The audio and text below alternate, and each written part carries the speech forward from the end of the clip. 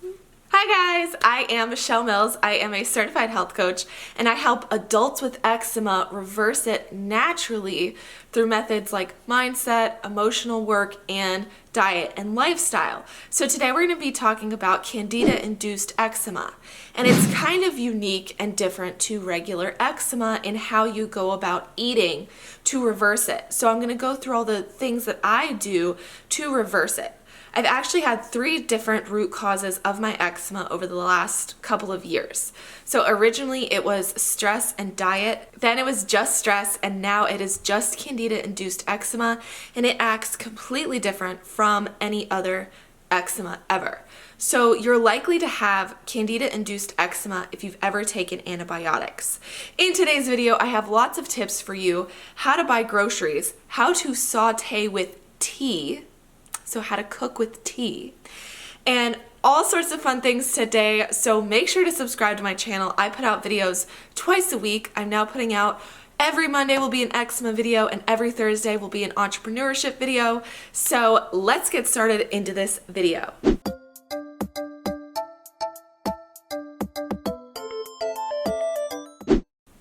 Jumping right into today's video, we are going to start talking about how you know you have Candida Induced Eczema. This often occurs if you're somebody who has taken antibiotics in the past. It will also only be Candida Induced Eczema if you've already healed a bunch of other things. So basically, when you have eczema, there's a lot of systems at play. Our bodies aren't just, they function together as a whole. And so it's not just your skin that's going into effect here. It's your liver, your gut, your immune system, your hormones, your thyroid. There's so many things happening at the same time. So I actually have Candida Induced Eczema. I'll show it to you. I don't know if you can really see it because I feel like it's healed up so much, but this is the last bit of it I have left. You can kind of see it. But with that being said, it is really easy for me to get rid of it because I know eczema so freaking well that I can get rid of anything. So it's interesting that I ended up with Candida Induced Eczema. I was actually doing research on hyperpigmentation and reversing hyperpigmentation. So I started eating more fruits and vegetables, mostly more fruits than I had before. So I was eating things like berries, acai, mangoes, strawberries, papayas, passion fruit, so much more quantity of fruit than I had in the last couple of years. And I did this because I know lots of colorful fruits and vegetables will actually help with hyperpigmentation. And then I got excited and I started eating like healthy ice cream and maple syrup. And I didn't know that my body still wasn't in balance. My gut still wasn't balanced between good bacteria and bad bacteria, so the candida completely grew over. I didn't end up with anything like thrush or yeast infection, but I did end up with eczema. My stress was under control, my diet is always really well, so I knew it had to be candida.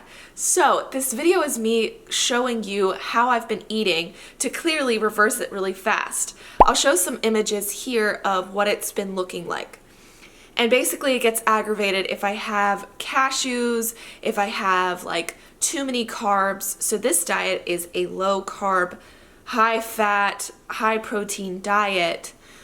I don't track it, right? It's just I know these foods and I know what they do. So in today's video, we will go over groceries to buy if you have candida. I'm going to show you how I cook, show you some meals that I make. They're really quick and easy, and just talk you through everything I've had to do to quickly reverse this Candida Induced Eczema and how to prevent it in the future. And I'm going to talk about how long you have to eat on this diet for. I think a lot of people get very anxious and they want everything to happen so quickly. And the truth is, I'm 2 years out of having severe eczema and my liver is finally healed. So if you've been taking milk thistle for a month and you're like, why do I still have a salicylate intolerance? Or why am I still itching really badly? It's because your body takes time. You probably put on 25 years of damage and you expect your body to reverse it in a month. that's not how healing naturally works. It's a little bit slower. It's a little bit slower pace. So it's gonna take about 2 years for your liver to feel fully functional. I know my liver's fully healed because this eczema does not itch at all because I've taken the sugar out of my diet. If I was still eating sugar, I would be in a really bad position right now, but I don't eat any sugar and I do not itch. Like, this does not bother me pretty much at all. There's times where I do eat a little bit of like I said, cashews, because that's one of my favorite things to eat, and it does get a little bit inflamed, but it does not itch. So, okay, how do you know if you have Candida Induced Eczema? You are craving sugar, you can't stay full. When you eat a meal, you want to binge eat after you eat. So for example, I would eat a bowl of food, and if it was carb heavy, I would want to keep eating after I just ate. So that told me that the Candida was telling my brain that that's what I needed. I needed more carbs, I needed more sugar because it wanted to eat. So when you have a good balanced gut bacteria, you crave good foods, you'll stay full longer. But if you're not staying full, you want to keep eating. It's because our gut will actually, like, the bacteria that lives in our gut sends signals to our brain. And that's what causes cravings and all sorts of crazy things. Some other signs and symptoms are, pay attention, did you take antibiotics in the last 3 to 4 years? Did you take multiple rounds of antibiotics?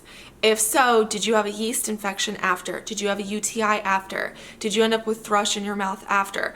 All of these are good indicators that your body is likely to have Candida Induced Eczema. You can have Candida Induced Eczema with other issues. I only know that my only issue is Candida because the stress is under control and my diet is under control. So I did put out a video, which you need to go watch that video first. It's called The Root Cause of Eczema. And you have to figure out your root causes first. Once you figure that out, you can come to this video and follow along with the way that I'm eating. So go ahead and watch this video. And then I do have another Candida video you should watch. So I'll link those in the description down below as well. And then you come back and you take these tips that I have for eating if you know that your eczema is related to Candida. All right, let's jump right in. If you have Candida, you should take a supplement to help your body detox it. I love Scram and I love Candex. These are two of my favorite.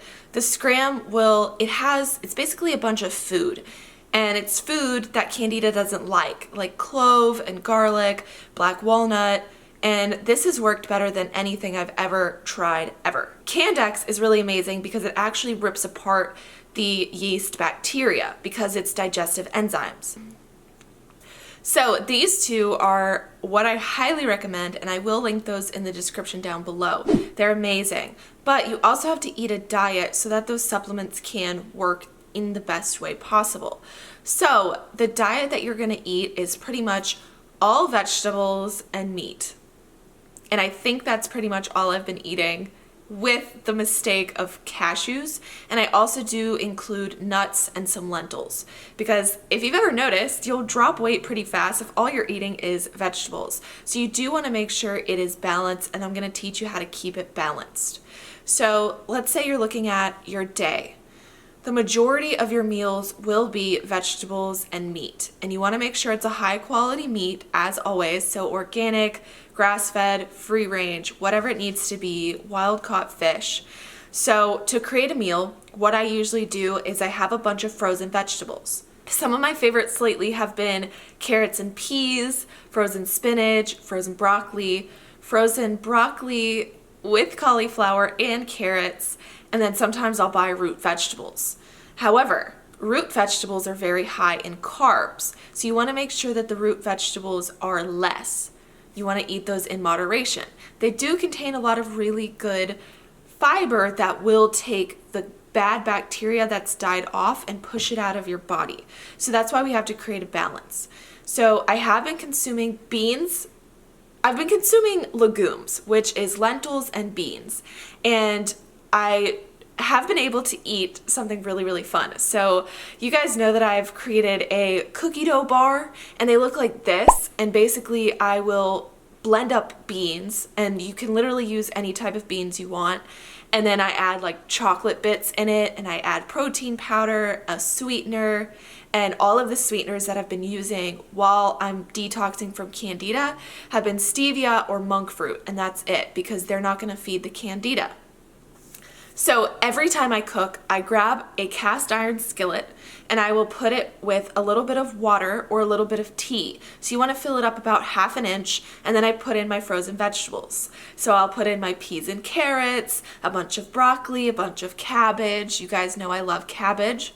And then I will add in my meat. So recently I've been eating organic grass-fed ground beef.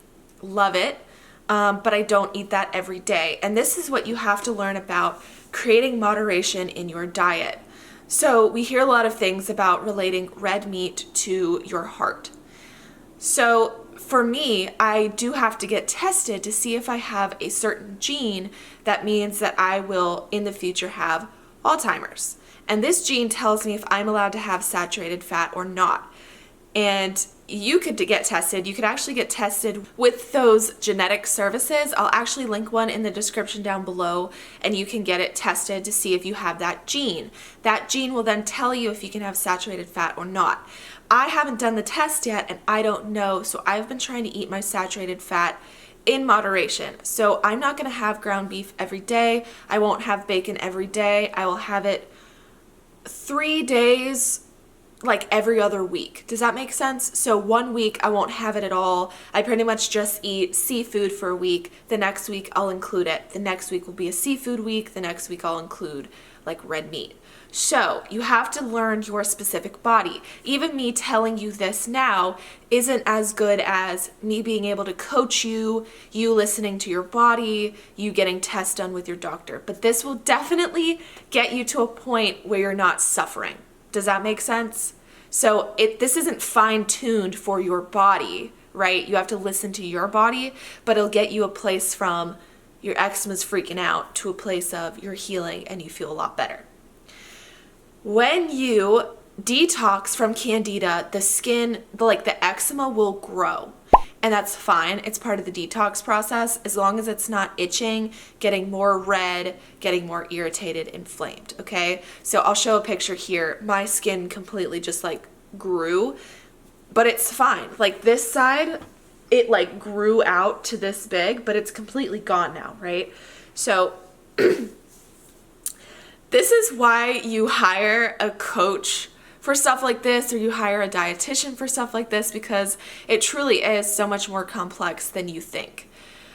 Okay, going back to me telling you in the best way I can, for lunch I will eat a bowl that is a bunch of frozen vegetables that I've cooked up with ground beef. So it basically looks like this, and then I will season it with fresh garlic, fresh ginger, sea salt, pepper, and I'm good to go. This gets a little bit trickier if your liver hasn't detoxed yet and you have a salicylate intolerance. However, what you can do is